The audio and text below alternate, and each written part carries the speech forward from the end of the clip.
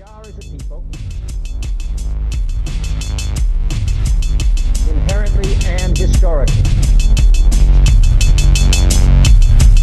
opposed to secret society, opposed to secret oaths, opposed to secret proceedings, secret proceedings. No official of my administration, whether his rank is high or low, should interpret my words here tonight as an excuse to censor the news, to stifle dissent, to cover up our mistakes, or to withhold from the press and the public the facts they deserve to know.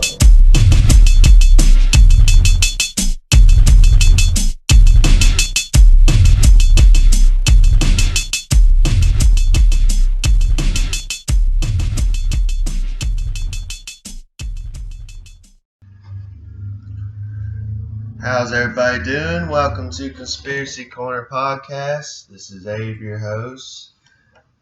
I'm Sammy Williams. She's the co-host. She hasn't been here for a minute. I don't know where she's been. We're actually recording today from the home base. We just moved into our apartment today. I had a little bit of time for a podcast, so I figured I'd get one out there for you all. Today we're going to focus just back on paranormal stories again. I have plenty of UFO and paranormal stories. I figured I'd just keep switching it up, like every other episode, do it on something different that way. Because if we focus too much on ghosts, they're going to be like, I thought this was Conspiracy Corner Podcast. Why aren't they talking about something else? You know? I don't know. I didn't want to turn it into just a paranormal podcast, but I also didn't want to turn it into just an alien podcast. You know what I'm saying? I want it to literally kind of encase conspiracy theories, paranormal, ufology, ancient astronaut theory. Heck, there's even some episodes I want to do some ancient history stuff. So, I'm actually reading a book right now on Noah's Lost Ark. Yeah, basically the discovery of the lost Ark of Noah. Yeah, that's another thing I'm going to start doing. Is basically when I'm reading a book, I'm going to go ahead and kind of tell you guys what I'm reading. So if you guys feel like reading it with me, we can almost do kind of like a book club in a way. Especially with this Corona stuff. But got a story here called Return of the Hanged Man. It's the Whaley House Museum in San Diego, California. You want me to read it, or do you want to read it? You can. Okay. I figured I was going to let you read it, because I always read it. They get used to listening to me. Alrighty then. Just make sure you speak up to that, because it's a little quiet on here. We're using primitive technology. The Whaley House in San Diego is one of the only two houses in California that the United States Chamber of Commerce has authenticated as being genuinely haunted. What does genuinely haunted mean? We must visit Old Town to find out. June Reading, a graduate of the University of Minnesota, is curator and chief historian of this house. She undoubtedly has done more research and knows more than anyone else in the world about the family who built it. Located north of downtown San Diego, it is a historic site that people come to visit from all over the world. No members of the Whaley family inhabit the house, at least none that are still alive. Whaley House has been written about in many publications, and if you have been wondering as you read these stories what makes a house haunted, a description by D. Scott Rogo, author of In Search of the Unknown, is enlightening. It seems to describe this house perfectly. Rogo says that what is necessary are apparitions, unaccountable cold feelings, or sensations of being touched by something intangible, or other phenomena such as lights, footsteps, rappings, movements of objects, uncountable odors, and presences. So that right there, ain't that kind of neat that they actually have like official haunted houses? Like, Yeah.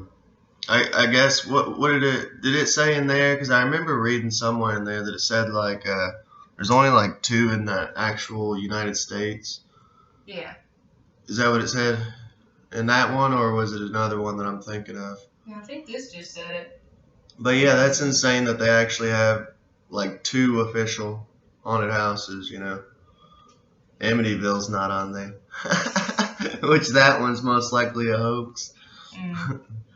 There's a possibility of that. You can continue if you want. So, according to June Reading, Whaley House has exhibited every one of these phenomena and more since 1960, the year it was opened to the public, and the manifestations are still going on. Miss Reading was active in the restoration of the house from the very beginning. The first events she remembers occurred during the early work. I found myself alert for any sound later as I stood beside her and listened in the narrow downstairs hall. One day, in the spring of 1960, I had come over here early, intending to see about furnishing the upstairs rooms. Two staff members from the San Diego Historical Society were going to meet to help with the delivery of the furniture and other items. As I walked to the back door, they followed. When I reached up to unbolt the door, we clearly heard the sound of walking across the upper floor. My companions insisted that someone else was in the house, so I mounted the stairs and called out, hoping to get a response. There was no reply. As I turned to come down, saying there's no one upstairs, we both looked at each other and said, well, maybe Thomas Whaley's come back to look the place over. Suddenly, we heard the sound of footsteps coming from the bedroom above us, as if someone were walking in heavy boots. Who was upstairs? Asked one of the men. I shook my head, and he laughed about spirits coming back to look things over, and I together and thought no more about it. Miss Reading and I walked up the stairs together as she continued her story. At the time, I thought another workman had arrived ahead of us, but later, when I came to see, no one was up here. At first, we were so busy getting the place ready for the public that I was really unaware of unusual sounds in the old house. But in the days after it was open, I would often hear the same footsteps and find myself going upstairs again and again, sure that someone must be out there. Sometimes it happened when I was busy at my desk downstairs or when visitors were on the lower floor. I would sit at my desk and hear heavy feet descend the hall stairs, but for some reason they always stopped about 3 steps from the bottom. That's kind of weird. Do you think, how like everything's in threes with ghosts and stuff when it comes to like mocking the Holy Spirit? Do you think that's what it was doing when it would stop 3 steps from the bottom? I mean, I could be like looking into things too deeply, but every time 3 comes up, I always am like, I don't know. Yeah, curious. My tinfoil hat gets thrown on, you know what I mean? What do you think? I mean, I don't know, depending on how much it happens. Because I know, like, usually it's 3 knocks. Yeah. And it's like a sign of demonic presence. Yeah, and in this case, so far it doesn't sound like it's a bad spirit. It just sounds like maybe they just don't want to come downstairs. Yeah. So, I mean, or they could be screwing with her, just being like, I'm going to purposely stop right here every time, just to screw with her. Just to make you just even more uncomfortable. Yep. I could see that. One morning in October of 1962, I was giving a talk to 25 school children who were touring the house. This time, the sound of footsteps began to come from on top of the flat roof. The school children began to look up at the ceiling curiously and asked me who was making that noise, so I went outside expecting to see a repairman sent by the county. No one was up there. When I mentioned some of these events to people in the neighborhood, they said that sort of phenomenon has gone on for years. The last member of the family to live in the house was Lillian Whaley. She was well aware that unusual things went on there, and during the many years she lived in the house, she had often complained about them. On one occasion, she even told of a heavy china cabinet that suddenly toppled over without cause. That was in 1912, 1 year before Frank Whaley's death. Lillian Whaley lived in Whaley House all her life and was the only child who did not marry. She was 89 when she died in 1953. Okay, so the fact that a heavy china cabinet, because those things are heavy, toppled all on its own. Yeah, I was thinking that. That's insane. Yeah, that's just crazy.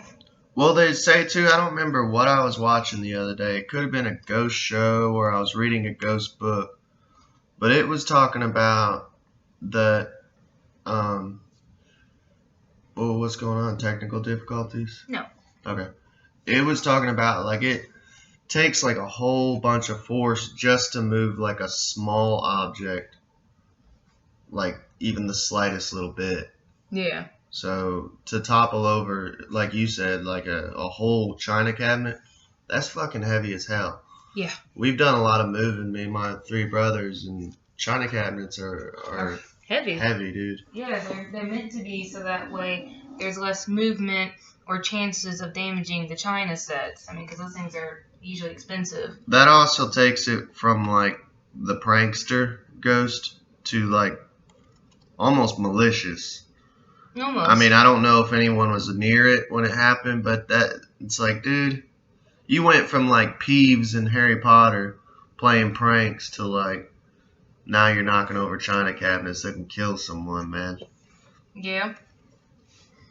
So let's see here. On one occasion while Miss Redding was guiding a tour, a woman visitor complained that she had felt unseen hands pushing her out of an upstairs bedroom.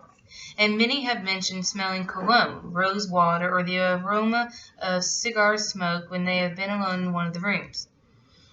One such tourist, Miss Kirby, wife of the director of the Medical Association of New Westminster, British Columbia, was convinced that she had seen the apparition of a woman in the house's courtroom.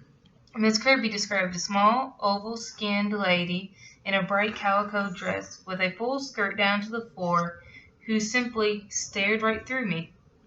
One of the ghosts who, I am told, has been seen in the house with regularity is Squire Augustus S.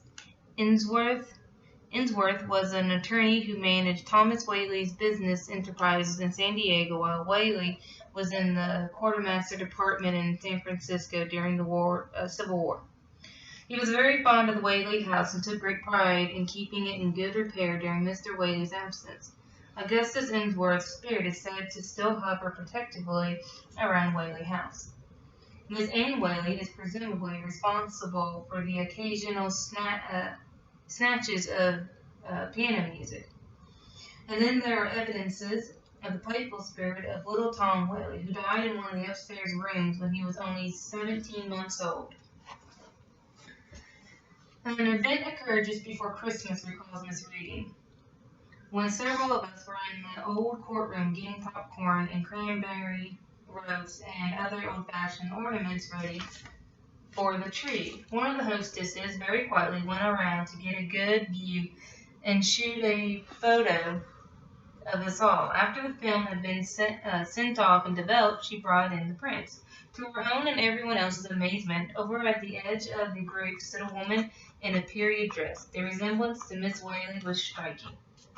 The eerie things that have happened to guides in the house and to tourists as well do not occur every day. Sometimes weeks go by and nothing out of the ordinary occurs. Nothing, that is, that would send chills down one's spine or cause one to shiver on a warm day. But then something will take place that no one can explain. June Reading tells the story of such an event. In the early 1980s, a lovely college girl named Denise Pernelli worked at the house during the summer. When it gets to, like, when it goes back in time, let's see. Well, never mind, I'm crazy. Yeah, I guess just finish the rest of the story. Sorry, I'm thinking of a different one. I'm sorry. Sorry, you all.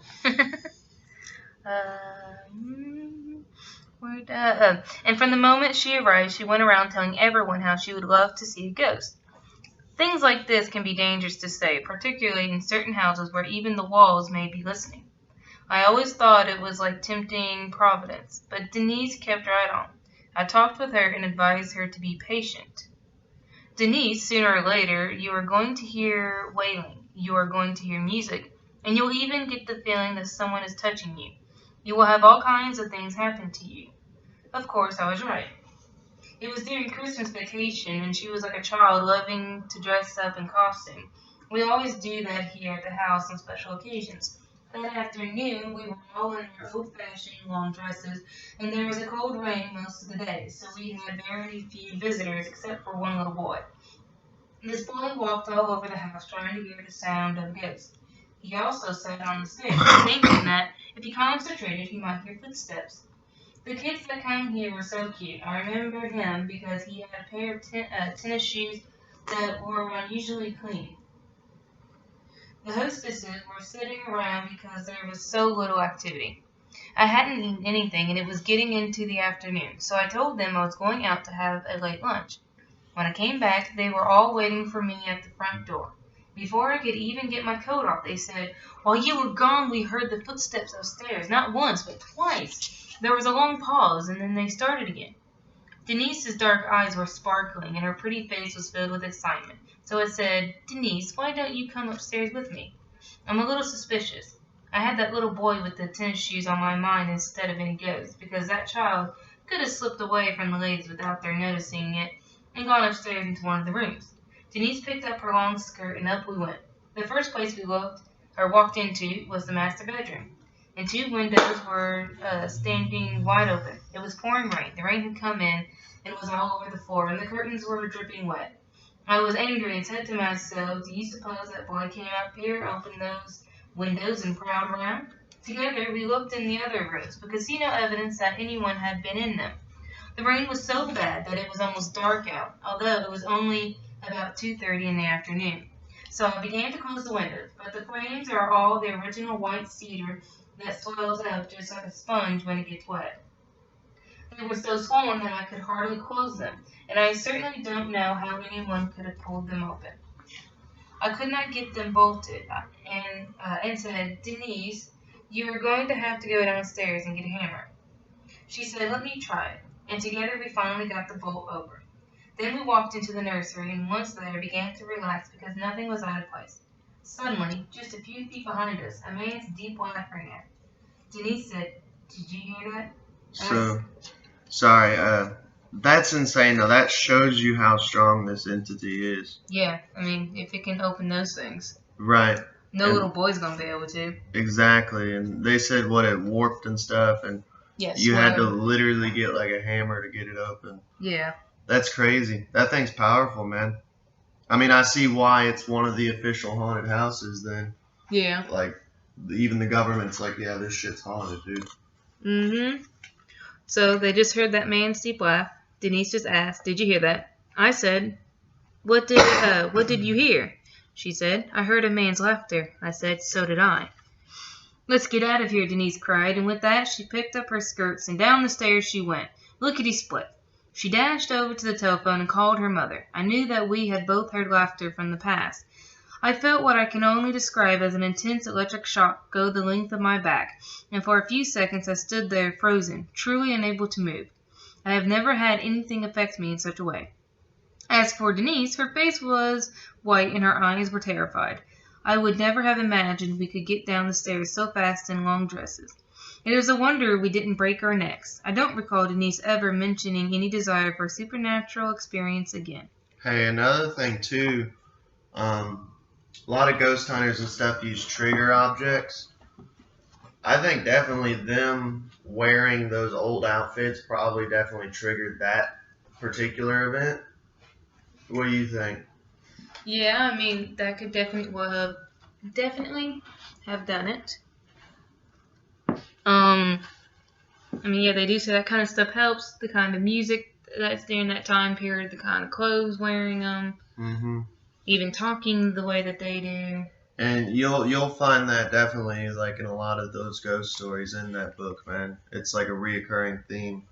I don't know if they're doing it intentionally. Honestly, I don't think any of them are doing it intentionally, but they'll keep mentioning like, oh, we have objects from the original house, or all the furnishings are set to that time period, and it's like I'm thinking in my head, trigger objects, triggered. The ghost has been triggered. After we began to talk about it downstairs, I remembered that the place where we had been standing when we heard the laugh was right over the location of the old gallows that stood there before Thomas Whaley built this house. He had watched the hanging of a colorful man named Yankee Jim. In prison for attempting to steal a boat, Yankee Jim's crime does not seem as grave as the sort for which men were ordinarily sentenced to hang. Unfortunately for him, his trial came upon the heels of the Indian uprising of 1851, when San Diego had been under martial law, and any sort of disorder occasioned swift and sometimes harsh action. Yankee Jim did not take the sentence of hanging him seriously, and, believing he would be pardoned at the last minute, even made jokes on his way to the gallows. But he was not pardoned. His last moments were painful indeed, for when the wagon in which he was standing was pulled from under his feet, his neck remained unbroken.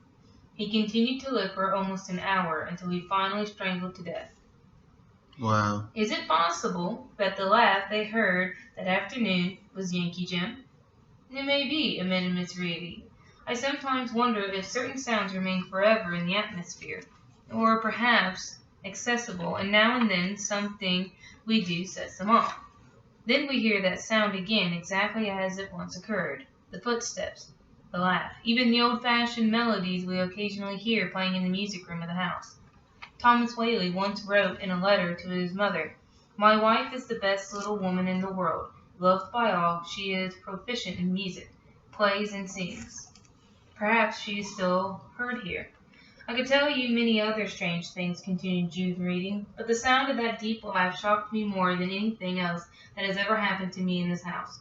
For those who are fascinated by ghost stories, it is said that 4 different ghosts have been identified at the Whaley house. The most noisy of all is reputed to be that of Yankee Jim. So there you go. What do you think? That sounds like an awesome house. I'd love to go visit. Oh, here's the contact info. I usually try to shout that out because honestly, this is like a good little travel book. Whatever your taste, you are welcome to enjoy a tour of this early home of the Old West located at 2482 San Diego Avenue in Old Town, San Diego, California, Whaley House. With its rich and violent chronicles of yesteryear, is now open to the public Wednesday through Sunday year-round. Now, I'm not sure how these hours are with the coronavirus going on. For more information, telephone 619-298-2482. For those who suffer from the summer heat, the cool breeze of the bay and the temperatures during the day ranging between 65 to 75 degrees are delightful. So bring a sweater for evenings outdoors. Sorry about that. What were you saying now? Oh, I'm just saying it'd be a cool house to go visit. Right. It'd be awesome. Yeah, half this book, every time I'm like reading these stories, I'm like, why can't we go there? Well, why can't we be there? Why aren't we rich? We're getting close to the 30-minute mark, so I'm going to go ahead and read these 2 different accounts and we can discuss them. Just because I got to be getting out and heading out. I got to drive an hour to work now, basically. So that way we can edit it real quick and I can get it out to you all today. But I planned on doing another ghost story, but that one almost took up the whole 30 minutes. Honestly, we're going to probably do longer podcasts once we get settled in. It's just where I was staying. The walls were paper thin, so it's kind of hard to like record without bugging everyone else. So I figure I'm going to go ahead and do, there's 2 different UFO accounts, and these ones are wild, so I figured I'd go ahead and share these with you and get to the 30-minute mark for you all. Plus, it gives you a little bit of a switch up from ghost and UFO. It gives you a little bit of both. So, Eddie Doyle Webb, a 45-year-old truck driver from Greenville, Missouri, was temporarily blinded by a UFO. Webb said he had been driving his tractor-trailer rig when he saw a bright light or aluminum object on the highway behind him, coming up very quickly. Webb awakened his wife, Velma May, who was asleep in the cab at the time. He continued to see the turnip-shaped UFO in his rearview mirror and said that it covered both lanes of the road, its top and bottom spinning around with yellow and red lights. Webb then stuck his head out of the window of the truck and was struck in the face with a large ball of fire that knocked his glasses off. Although he could not see, he was able to bring the truck to a stop. What do you think of that, dude? Nutso. Yeah, that's insane to me because very rarely has a UFO really like attacked someone. Mm-hmm. And I don't know, even with UFOs too, like everyone assumes it's aliens. It could be military aircraft, but that's even scarier. I mean, a U.S. military aircraft experimenting, they would just like shoot, like its own citizens, even if it is the government. But then again, 9/11 was an inside job, so I don't know what it was. People want me to say that it was a flying saucer, but I can't say that. I just don't know. I always thought people who saw those things were crazy. Now everybody thinks I'm cracking up, but by God, I saw something and it blinded me, emphasized Webb. Mrs. Webb said her husband screamed when he was hit by the ball of fire and shouted, "Oh my God, I'm burned, I can't see." According to Mrs. Webb, one of the lenses fell out of the plastic frame of his glasses, which were warped by the heat. Since she occasionally acts as a relief driver for the truck, she was able to get Webb to the nearest hospital for treatment. Highway Patrolman Sergeant Ed Wright turned Webb's glasses over to Dr. Harley Rutledge, head of the physics department of Southeastern Missouri State University, who has spent the past several months investigating mysterious flying objects in the area.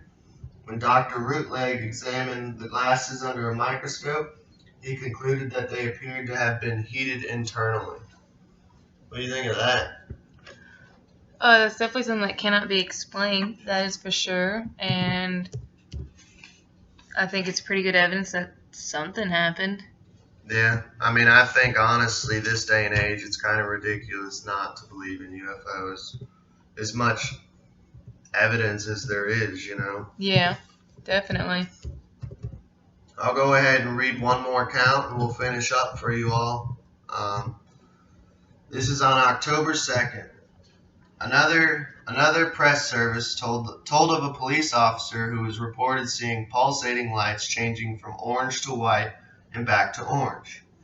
A sheriff said he saw 3 different UFOs, one which zoomed past his house traveling at 100 miles per hour. So that thing was flying. From Cleveland, Ohio came the report of a glowing green ball in the sky. That's actually like a very common UFO is the green ones. That's the one that like Christopher Columbus seen when he came basically to the U.S. Witnessed by several people. One woman says she even saw a strange object land in a field, and several other witnesses heard strange noises which spooked animals. By mid-October, some Southerners were so besieged by UFO reports that someone proposed that an ordinance be passed in Texas to guarantee civil rights to any inhabitants of UFOs setting foot on the Lone Star soil, and inviting them to gather in Texas at the same time. The City Board of Ocean Springs, Mississippi, rejected a proposed ordinance that would govern and control the operation of UFOs within the city limits. Jeff Greenhall, police chief in Falkville, Alabama, responded to a call about a spacecraft with blinking lights. Greenhall reported that while he did not find a spaceship, he did see a metallic-looking creature in the middle of the road. This is where it gets crazy. This is why I wanted to share this one. Basically like a robot from a UFO. I got out of my patrol car and said, "Howdy, stranger." Oh my God, that's ridiculous to Hey, there's a robot in the middle of the road that just came out of a UFO. Let me just acknowledge it as, howdy, stranger. I love it. That's like something in a movie and before the guy gets electrocuted or laser beamed, you know? Something you'd see in like Mars Attacks. Howdy, stranger. But he didn't say a word. I reached back, got my camera, and started taking pictures of him, Greenhall commented. He added that the creature ran when he turned on the blue light atop of his cruiser. Yeah, he probably thought he was going to attack, man. Yeah. I jumped into my car and took off after him, but I couldn't even catch him with my patrol car. He was running faster than any human I've ever saw. So he was running on foot, the robot, and it was running faster than a car. I'm not saying I automatically believe this, but once again, kind of like the wrinkly elf aliens that was the last podcast. Check that out if you haven't. It was so crazy sounding, I had to share it. Greenhall described the creature as robot-like, making no sound and having no features on its face, but a point on top of its head. A strange series of events plagued Greenhall after he took the picture of the metallic creature in the road. He became a national celebrity. His photograph was flashed across the country on TV and in the front pages of the nation's newspapers. All seemed to be going well for Greenhall. Then he started to get threatening telephone calls, one of which told Greenhall's wife, "I'm going to get your husband for taking my picture." This could be harassment from the MIB, but you made a good point the other night when I was telling you this, that why would he say taking my picture, you know? Yeah, I mean, because if it was MIB, They would just be straight up like, hey. We need those photos. Yeah. You need to turn him over. Or bad things will happen. The best thing is literally going, for my picture. Do you think it sounded like a robot when it called him like, you will go down for taking my picture? I don't know, just the thought of a robot in a telephone booth is crazy. On October 21st, the engine in Greenhall's car blew up. So that's another MIB thing, is that happened with Clyde Lewis. He took a picture and or not a picture, but he was talking about UFOs too much, and his car blew up when he started it. It's like some mafia shit, man. Yeah. And 3 days later, his wife divorced him. While Greenhall was at a football game, his mobile home was destroyed by fire. Greenhall commented that it was becoming so obvious that someone wanted him to leave Falkville, but he refused to do so.